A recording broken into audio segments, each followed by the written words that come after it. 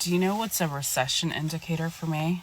It's basically, so I work with elderly people every once in a while, well, most times, but that's another story. And so more often I take on hospice cases, meaning like I'm there to comfort the family and guide them through the entire process of like, just life. Anyways, more recently I picked up a case that they're elderly men that I work with. And basically, I just tag along with families. So an ideal is I tag along with families and I'm there to assist the elderly person. Oftentimes they have memory issues. And so I'm just kind of like that helping, guiding hand to be like, no, not that way, this way. And oftentimes it consists of me holding their hand and just, guiding them out in public. Hold on. So with the trend of everyone showcasing their age gap on here, basically a lot of 20-year-olds dating a bunch of 70-plus-year-olds, which is, not my life, but okay. Go off, queen. However, on behalf of somebody who's fairly younger, working with elderly people and walking with and holding their hand every once in a while out in public, not all of us are dating, okay? Some of us, these are our clients. These are my clients. And so I had a biker bike past me recently and was seeing me and my client holding hands because I'm helping him walk. And he screams, "How cute!" Please don't. You're embarrassing me and you're probably embarrassing the family that I'm assisting. And the wife is probably walking right next to us. It's not that case for me. So if you see me out in public and you're like, why is she holding that old man's hand? I'm literally hired to be here. Like, no cap. I'm literally hired. It's a senior agency that I helped start up. Love it. If you're in the Silicon Valley and you're looking for work, hit me up. On a serious note, the healthcare industry in regards to senior and elderly care, we are so short-staffed. And yeah, so if you need a job, like, go on Google, look up elderly care near me, sign up, because there's so much work. And especially in the recession time, if you're looking for a job and you could pick up a case, help the people out. What are the biggest recession indicators going into 2026? Well, the first and most obvious one is going to be the job market. Wages not only have not kept up with the high rising cost of inflation, so a lot of people are paycheck to paycheck or even worse, but a lot of people can't even find a job after getting laid off. There's been a ton of mass layoffs from a lot of these corporations, and it's very tough for a lot of people to just get a normal job. You have to send in thousands of applications in order to just get a single interview. And the fact that housing is so expensive, it's not enabling anyone to save any money unless you have 3 or 4 or 5 roommates in order to cut your housing costs in half. This is a very tough time for a lot of people. It's not going to be like this forever, but right now it's very tough, and unfortunately a lot of people are going to struggle before it does end up recovering and getting better. I want to hear from you guys. How are you guys doing? And take a look at the rest of these clips. I think we finally did it. I don't think we need any more recession indicators. I think the recession has been indicated. I think we know where we're going. Okay. Lady Gaga just dropped an album, and you want me to think we're not in a recession? The Beyonce can barely sell tickets for Cowboy Carter, and you think we're not in a recession? DoorDash is now doing finance options, baby. You can finance a $20 crab boil, and you don't think we're in a recession? DoorDash and literal Klarna have quite literally, non-figuratively partnered up to make sure they get all them coins. Lindsay Lohan and Jamie Lee Curtis are making a Freakier Friday. Bitch, nothing get scarier than that. It's going down.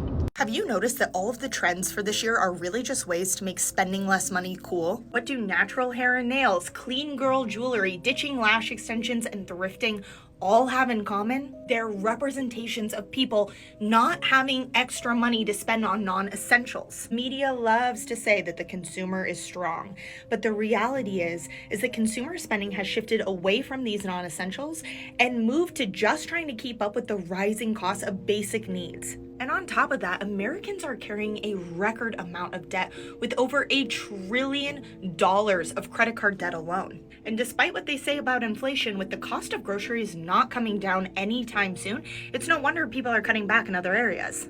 Now, of course, companies are trying to capitalize on this, like Kellogg saying that eating cereal for dinner was cool, which people were able to see through from a mile away. But make no mistake about it, this isn't fun, this is concerning. Now, I'm not saying that there's anything wrong with spending less money, that's terrific. And to feel a part of a community or to feel less alone while you're doing it is also amazing. But what I don't want to get lost in the shuffle is that these trends aren't just fun trends, they're a representation of hardships that Americans are facing. Let's just not lose sight of the real problem, which is that the economy is not as strong as they say, and more than likely this is going to get worse before it gets better. You know why? I was running through like a mental list of recession indicators, and I'm going to share a couple. One, we're bringing back franchise restaurants, which we have been. As the person who kept Red Lobster afloat for like 2 years before that black man bought it out, when me and Cassie was just at Chili's, let's bring back Ryan's, Shoney's, Garfield's. I don't really like Cheddar's, but Cheddar's. I can see a Cheddar's. Second thing, contemporary dance. Oh! That used to eat. Contemporary dance. Maybe even the Jabberwockies could have like a refresh.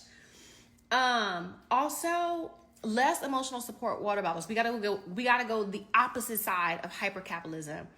Let's bring back, this is not a tangent, but it applies. Going from day to night looks, day to night makeup, day to night outfits, which means also when we go out, we are bringing back dressing like you just came from work. Yup. What else is there? Wedge heels. Yes. Why are there so many major corporations in the comments of like viral TikTok videos? Like it'll be like a hilarious video and then you'll have like Pringles commenting something relatable and then everybody's like, what are you doing here? Ariana, what are you doing here? And it's just like, is this a recession indicator? Is that like the new way to market to the youth or market to consumers, or to like keep the consumerism up within your company by going to where they are on social media platforms, commenting on their videos that go viral to make yourself seem relatable? Like, I don't know, corporations and celebrities trying to be relatable is just, it's a recession indicator. They're not supposed to try to relate to us. They're supposed to be like so far and they're supposed to be so far and out of touch because they can't relate to us. They're not in our day-to-day lives. They don't live our day-to-day lives. They don't do the same shit that we do. But now they're like in our comments trying to relate, and it's kind of cringy. But it also indicates recession. They've been telling us for however many years now that the economy is bad, but I feel like I finally understand just how bad the economy is. So for context, I currently live in New York City. I've lived there for less than 2 years, and everything there is just expensive, right? So living there, I don't have a good barometer of how the cost of living is all across the U.S. I'm in my hometown now of Sioux Falls, South Dakota. You know, the cost of food right now, oh my God. We are in the trenches. I would say that I'm clutching my pearls, but in this economy, I can't afford pearls. I am clutching my topaz necklace. I don't even wear topaz. So everyone's talking about recession indicators. My recession indicator is not the stock market, even though it really should. My indication that we are going into a recession is me making the conscious decision to not go to Starbucks and get a $8 coffee. It was me going to Publix and getting a $2 energy drink. So there we have it. I think I have entered the recession. I don't know about you guys, but we're all making adjustments here. We're all making adjustments here. Your girl's not going broke for no one. We're just adjusting. We're still getting our caffeine intake just for cheaper. We're cutting costs everywhere we can. Think about it. That's exactly why Starbucks included any milk changes. That's why they changed their policies to include almond milk, soy milk, and every other milk, because they knew this recession was coming and people was going to stop coming to the store. And I'm one of them. No. I'm gonna have my energy drink. Okay, so what's your favorite type of energy drink? What are we drinking today? I have my Red Bull. I usually don't have Red Bull. I'm usually a Celsius type of girl. I've been liking Bloom's energy drink. So yeah, what small changes are you guys doing in your household that you're not affected by this recession? Do you care? Is there a recession? I don't know. Let's get chatting about this down below in the comments. I will see you guys later. Okay, bye. What is a recession and how will it affect you? So if you're in the UK, you might be aware that we have officially entered a recession, which basically means that for the last 2 consecutive quarters, so pretty much the last 6 months, the economy has not been growing because companies have not been spending as much.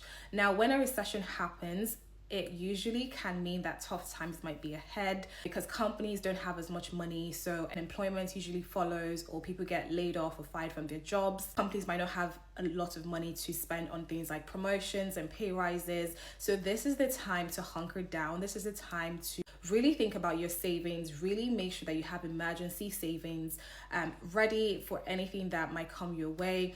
But if you're also going to be buying a property, this might be a good time because in a recession, interest rates will go down and the economy and the government basically want to incentivize you to borrow more and to spend money to maintain and grow the economy again. So house prices are likely to fall. And if they do, then that's great because your interest rates will also be low and your mortgage rates therefore would be low. And that's a good opportunity for people who have been saving for situations and opportunities like this. So make sure you are getting prepared. If you have any credit card debt or consumer debt, things like that, this is a good time to pay it off just to be prepared for anything that might come your way. Also think about things like your investment positions. If you're currently investing, are there any things that are positions you want to close off? Maybe new opportunities that you can take advantage of, because in a recession, there are winners as well. It's not all bad. Like, there are people who are able to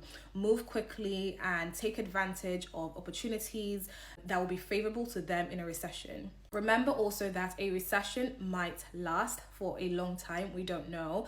The last recession that we had, I believe, was 2020, and that was a couple of months.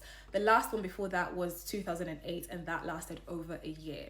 So we don't know when we're going to come out of this, but just try and be financially prepared. Review your budgets, review your investment, review your credit card or any debt that you have, any loans, things like that, overdrafts, and make sure that you're thinking about other ways to make money. Look at passive income streams. Get to grips with your savings and your saving habits. This is not the time for frivolous spending or impulsive spending or buying things you don't necessarily need. If this video has helped you, please reshare, repost, and hope this helps.